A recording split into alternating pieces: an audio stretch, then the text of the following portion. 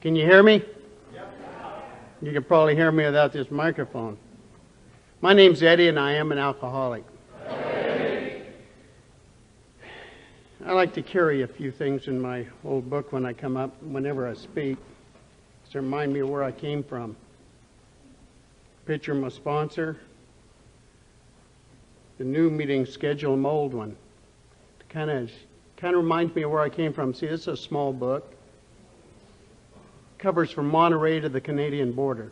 That's how many meetings we had when I got here. But nothing's really changed. The book hasn't changed. There's some new stories in them since mine was printed. But I want to remember what got me here. I want to welcome the people, the newcomers. You know, as speakers generally, the ones I know, we get a little nervous. What are you going to talk about? Until newcomers start raising their hands. We know what we're going to talk about. We're going to talk about how to stay sober today.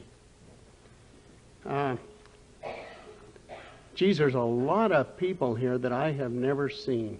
You know, I hardly ever get to this meeting. I attend the attitude adjustment meeting most of the time early in the morning. You see, I go to bed early, and I'm not going to screw too much stuff up at night. It's during the day that I mess things up, so I need a meeting in the morning before I start my day. Kind of gets me going. You know, most speakers, a lot of, yeah. Oh, okay. Can you hear me now? I get it any closer, I'll eat it. Okay.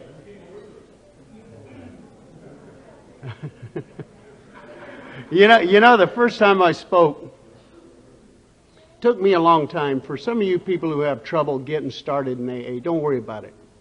You know, as far as being nervous about stuff, I was over a year sober before I could read how it works in front of people. I was 7 years sober before I ever chaired a meeting. I was over 10 years sober before I ever spoke. And I was so nervous that night, they used to feed us at the speakers meeting up in Calistoga, and I had spilled, they took us to dinner, and I'd spilled chicken cacciatore on my suit, and I didn't want to stand up. I used that for an excuse, and to kind of age myself during when I was trying to speak and I was getting a little nervous, the priest yelled in the back door that Muhammad Ali had won a fight in such and such a round. And it just kind of broke the ice for me. You hear a lot of people, I just want to skim how I got here because it comes up in my story, but a lot of people say they never intended to be an alcoholic. I set out my life wanting to be one. I lived in a little mining town up in Idaho. And in this little mining town, you know, most of the kids, when they grew up, they got old enough to get work permits. They got work permits. They went to work in these mines. The only time they saw daylight was beyond, like on a welcome back, Martina. Oh, okay, did you get it put out? Okay. You're putting out fires. Okay.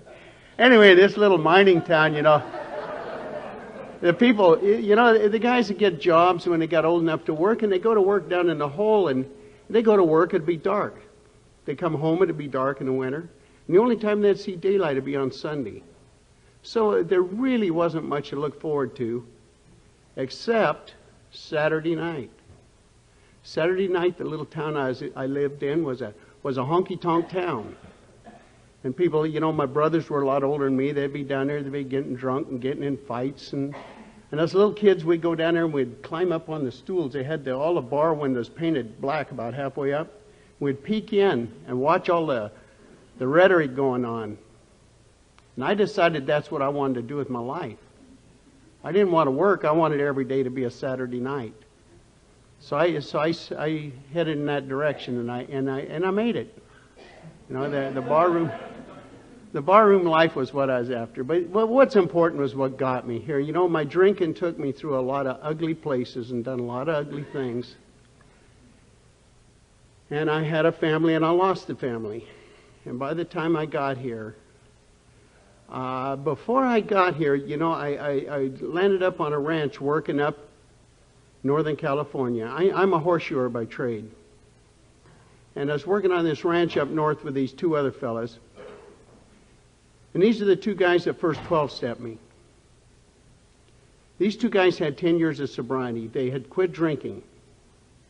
Never came back to meetings, but they didn't drink. And they were buddies, and the three of us lived together on this ranch. They were the two most miserable people I ever met in my life. You know, and they said, if you want what we have, I decided I'd rather get drunk. Yeah, I had to get to a place in my life to where even what they had looked good, to where what even they had. You know, there was a Russian poet just recently that was executed in Russia, and he had written the night before his execution, at this time in my life, I could be quite contented living in the middle of the ocean on a rock on one foot. You know, it's where we look from. And where I was looking from at that time, when I took my last drink, anything looked better than what I had. And you know, when I came in, I really feel fortunate that everything was timed right. Because I don't even know if people were sentenced to come to Alcoholics Anonymous when I came in. I really don't. But I don't believe that that would have worked for me. I had to get to that place in my life where a lot of people have been.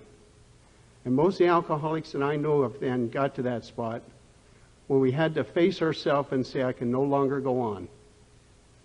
And what my last attempt was, it was no big deal. I just wanted one more time to try to prove that I could drink like other people.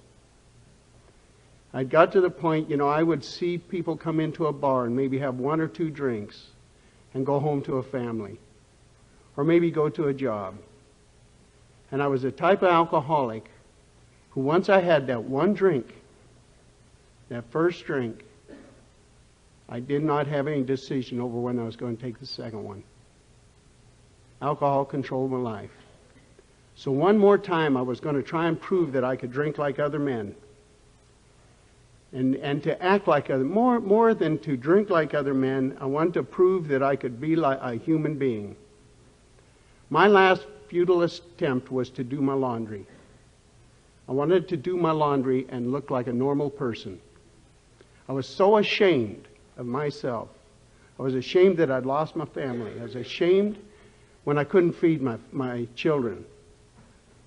I was ashamed when my nephew had just come back from Vietnam and found me and took me out to eat, and I couldn't swallow whole food. I didn't want to be there anymore. So one more time I was going to prove I can do it. I got through my laundry and I got it all washed. And I says, you know, I can handle this. And I stopped and had one more beer on the way home. And I was off again, and you know where we go from there. I like to read something because it tells what alcoholics are. And it tells my story. This is from the doctor's opinion in the beginning of the big book. It says, men and women drink essentially because they like the effect produced by alcohol. You know, we all like the taste of one or the other kind of booze, and we say, boy, that tastes good. It was the effect I was after. You know, I heard a fellow once say, I love spring water, but I don't sit down to drink a case of it.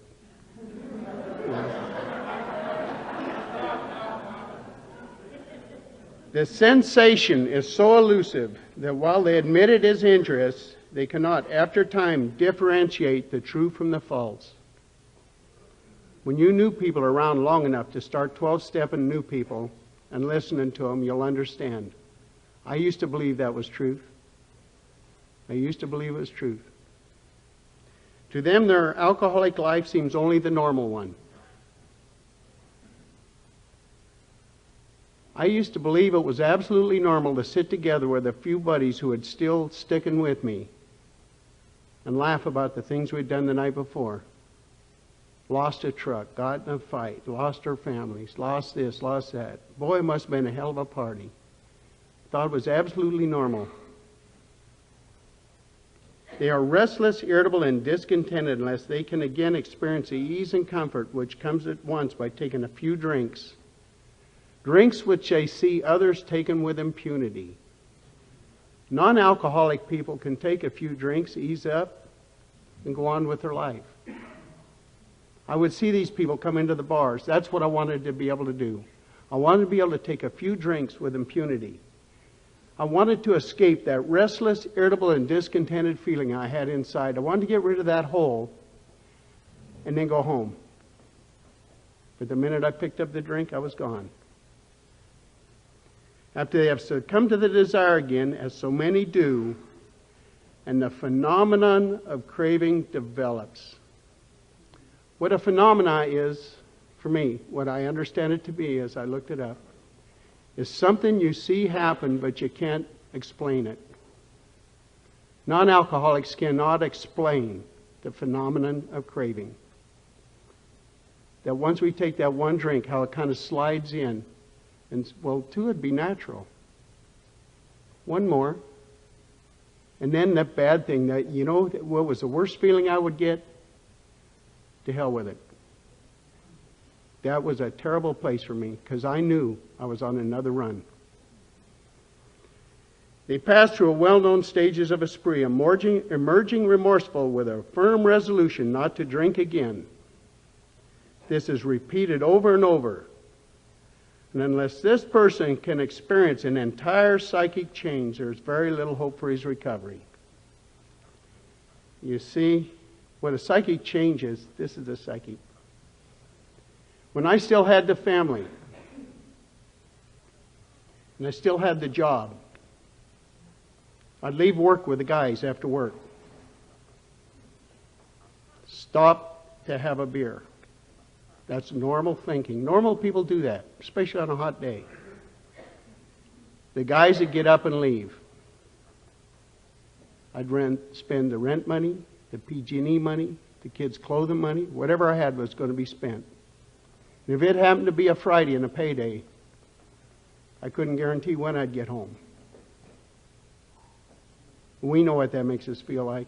Those kids were my family, my brothers, family life was the most important thing to them, to take care of their families. I couldn't do it. I had to lose that family. But one of the points I'm trying to make is that when I left work with the guys, I knew what a drink would do to me. I was sober and I made the decision to take the drink. Alcohol wasn't the problem. This was my problem. Alcohol was my solution. My solution quit working. It took years, but it quit working. So when I got here, I'd hit the bottom that I call a bottom. We all have different bottoms. And they explained it to me when I got here.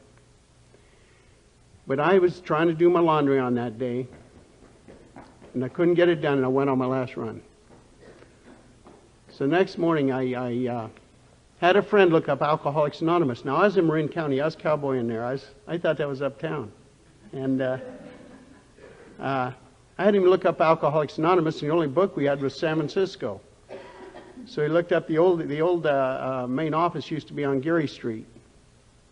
And it was a scary, scary time for me. But, I sponsor a guy who's done more about changing my life recently for the newcomers, When you pick that sponsor, when you sit down and go through the steps of that sponsor, I know what works for me. I have learned more from the people I sponsor than I ever learned from my sponsor. Maybe I'm ready to listen now. I don't know. Maybe it just took time to be ready to listen. But one of the fellows that I'm working with, he makes a statement, and when he hit his bottom, he's an Indian fellow, and he says, I knew I had to turn around and go the other way.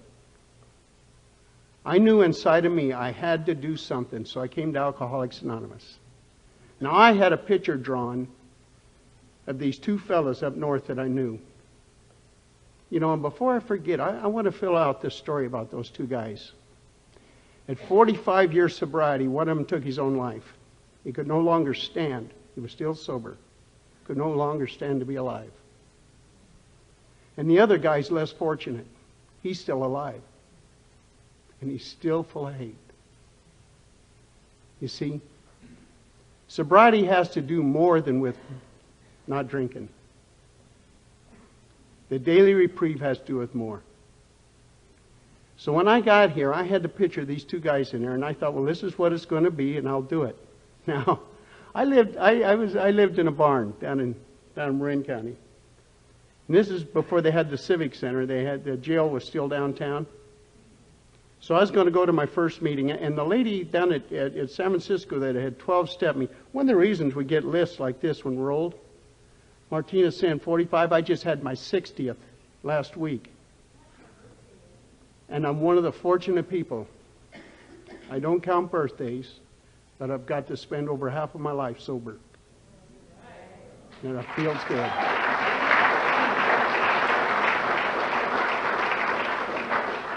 One of the reasons old people carry a list is kind of keep us online, but first things we write down is my name, so I don't forget. Anyway, the lady 12-stepped me in San Francisco, and she took me through the first step. It's really important for me to understand. And I've seen people come in here crawling and didn't know there's an alcoholic. Absolutely crawling.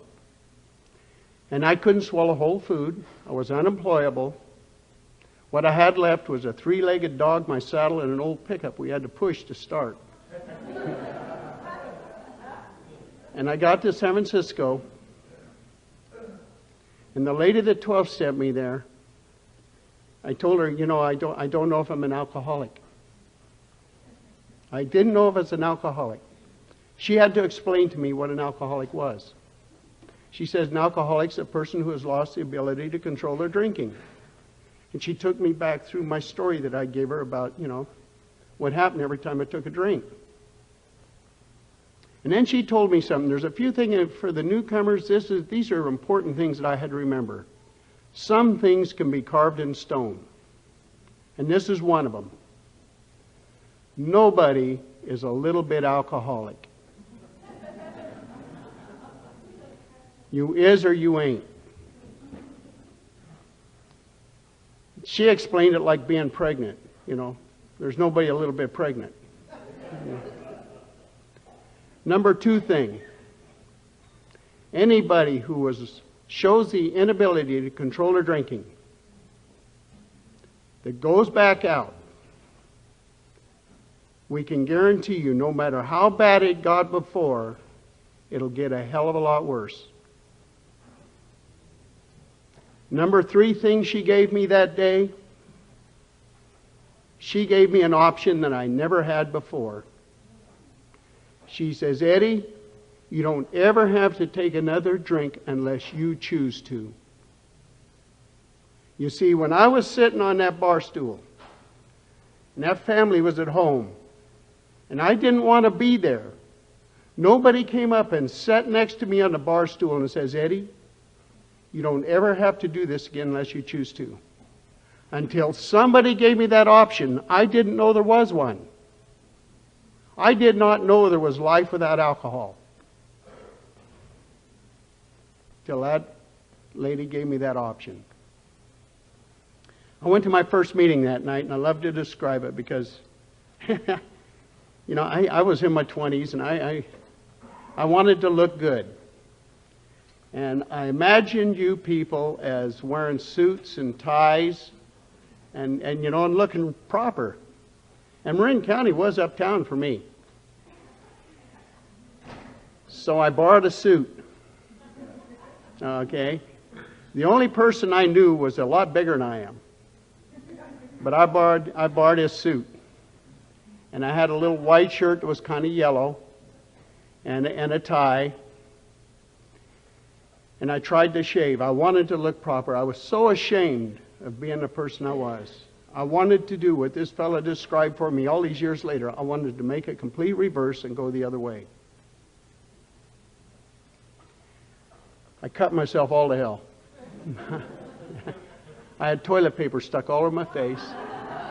Okay. But I had a suit on. I borrowed, at that time, Timex watches were $7. I borrowed $7 to buy a Timex watch so I wouldn't look like a bum. And I had this watch, and I'm outside the jailhouse because the meeting is right around the corner from the jail in San Rafael. And I look in the glass and I pull the toilet paper off, see if the blood's running, and look at the time. See, I'm trying to quit bleeding before the meeting. I had a good thinker. I mean, I was a really intelligent person. I went to my first meeting like that. And I went into this room, and there's a lot of people that look just like you people. Except they looked real old to me. I was in my 20s, and everybody looked old. And they looked very, very comfortable. And so I walked up to that lady at the head of the table, and I says, "Am I in the right place?" She said, "You sure are."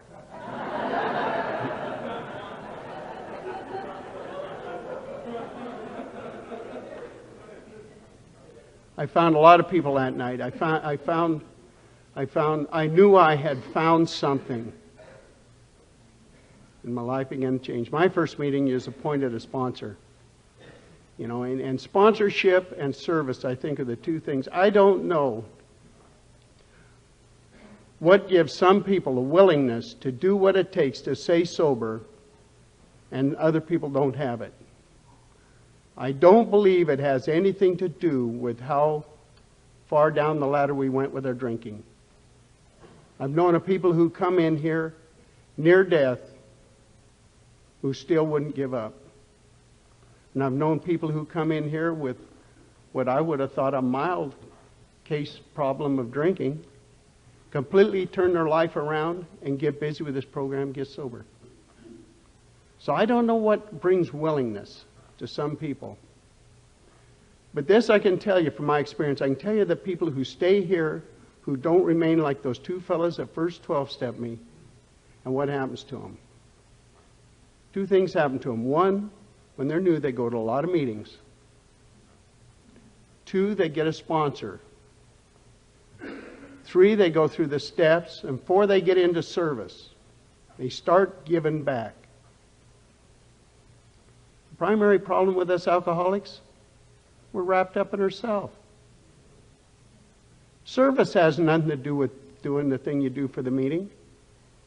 You know, and the sponsors, they're so important, very important. You know, if it hadn't been the sponsors that I had, you know, my first sponsor, one thing he got across to me very strong. He says, "Eddie, if nothing else, try to sit still and pay attention." When he was reading How It Works to me, I couldn't listen to him. I was too busy looking over there, up there, what's going on out there, who's coming in, who's sitting down. You know, I was all over the place. He tried to influence me to sit still and to listen.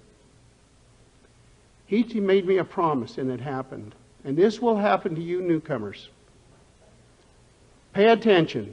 Go to a lot of meetings and pay attention to what the people are saying. Somebody will say something sometime that will absolutely change your life. Absolutely change your life.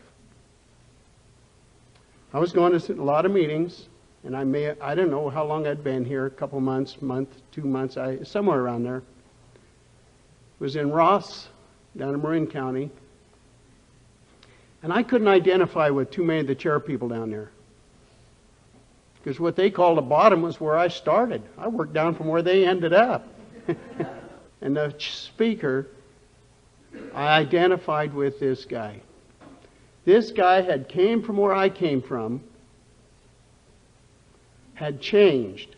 Not only he didn't have to drink, he was no longer restless, irritable, and discontented. The whole inside was gone. He talked about things like, one of the things that I remember he said that struck me strong. He said that one of the first things he took pride in when he got sober was going to a grocery store after he'd been around a while, buying a big basket full of groceries and paying for them. Paying for groceries. A lot of people wouldn't understand that. It was the beginning of becoming responsible. See, I was unable to be responsible. I had told my sponsor, you know, he says, what are the most glaring things you can see? Because you see, When I was new, the way I understood steps are not the way I understand them today. I'm one of the believers that you keep going through them. I get together with guys in my house. I just quit the meeting after, I think this time it went 5 years, and before that it went 7 years, where we go through the steps. When we get done, we grab a newcomer, we go through it again. We get done with them, we go through them again. And every time through, I learn something new about them. I learn something new about the steps. And what I knew as to be truth when I came in is not truth today. You see, what happened when I wasn't looking, I went through a psychic change. And what a psychic change is, remember in the beginning was what I read? In order to stay sober, we must go through a psychic change. I can tell you what it is. It's in the back of the book. See, they put it in the front. We call it a psychic change. And this is where it happens. The terms spiritual experience and spiritual awakening are used many times in this book, which upon careful reading shows that the personality change sufficient to bring about recovery from alcoholism has manifested itself among us in many different forms. Yet it is true that our first printing gave many readers the impression that these personality changes or religious experiences must be in nature of sudden and spectacular upheavals. Happily for everyone, this conclusion is erroneous. In the first few chapters, a number of sudden revolutionary changes are described. Though it was not our intention to create such an impression, many alcoholics have nevertheless concluded that in order to recover, they must acquire an immediate and overwhelming God consciousness, followed at once by vast change in feeling and outlook. Among our rapidly growing membership of thousands of alcoholics, such transformations, though frequent, are by no means the rule. Most of our experiences are what the psychologist William James calls of the educational variety, because they develop slowly over a period of time. This is the sense it got me. Quite often, friends of the newcomer are aware of the difference long before he is himself. He finally realizes he has undergone a profound alteration in his reaction to life. When we sober up, life don't change. What happens is the way I perceive life is starting to change. When I was a young boy in that mining town, we had one stop sign in this little town. This town was so small, people just got out of the car in the middle of the road and left it there and go to the store. And the mayor of the town would drive by, and he'd drive right through this stop sign. And we could see him from our house. My father would point his finger and say, "There's our problem. It's them damn Republicans." You see? You see, I never bought that the Republicans or any political thing was my problem, but what I believed was something outside there was creating the problem inside of here. Not so. Our problems are of our own making.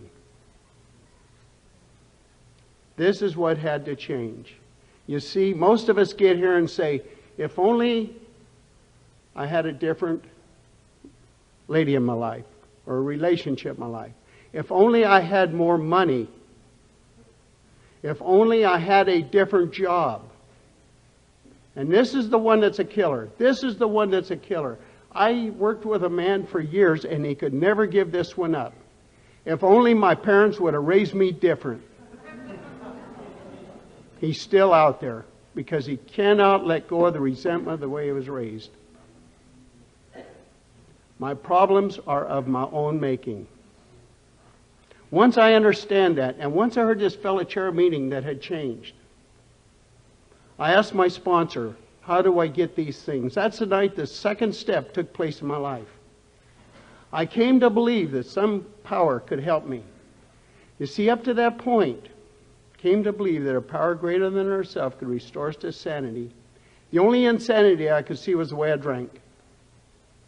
I thought my thinking was absolutely normal. I thought it was. I still do it. I tell you what, when we go through the steps, I question my thinking today. I question it. You know,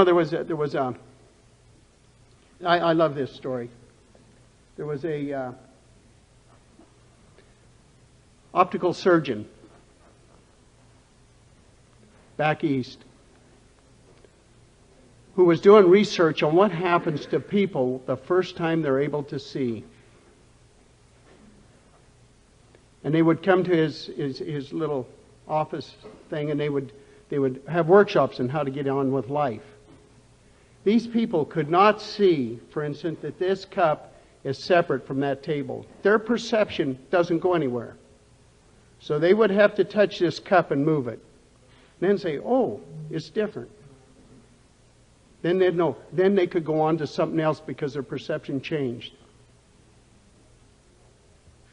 Do you get the point I'm trying to get at? When I got here, if I said, this is the way life is, you're the problem, you change that. If I hold on to my old ideas, I will never change. I will never go through that psychic change that leads to comfortable living sober. This is what has to be changed. And there's three words that work to start the change.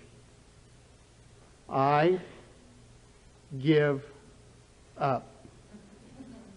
So long as I hold on to those old ideas, and I still do. There's a lot of them that I don't even know I'm hanging on to. Used to be a guy rode a little 3-wheel bicycle here in town. And on the back of this bicycle, I loved it. He had a little beagle dog that rode in there. And on the back of this thing it says, I have many shortcomings I have yet to use.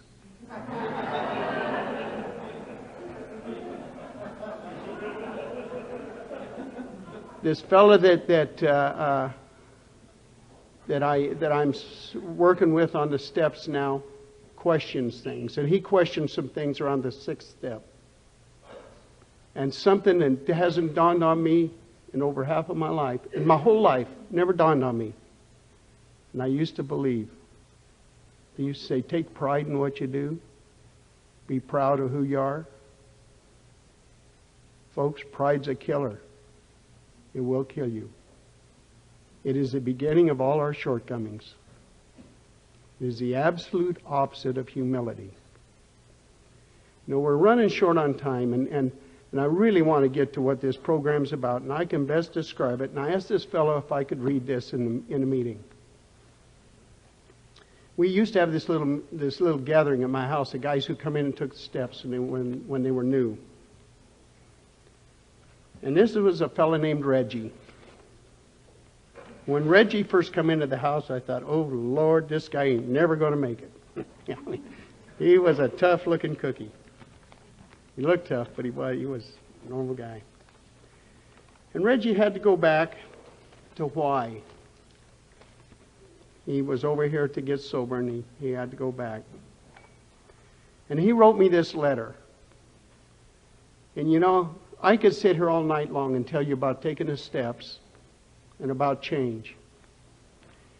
And it would be like trying to explain to you what watermelon tastes like if you've never eaten it. You're never going to know until you do it.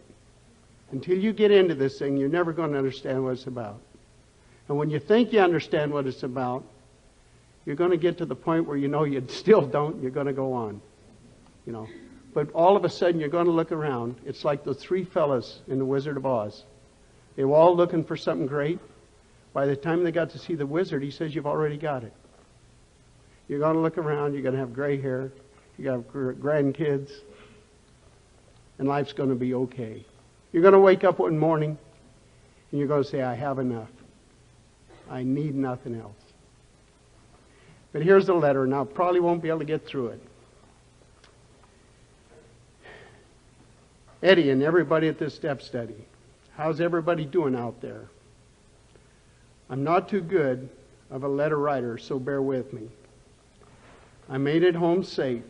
The weather was nice. Hi high in the low 80s and low in the 60s. After being home for 2 days, they came to my house and picked me up for a grand jury warrant from a DUI over here. They're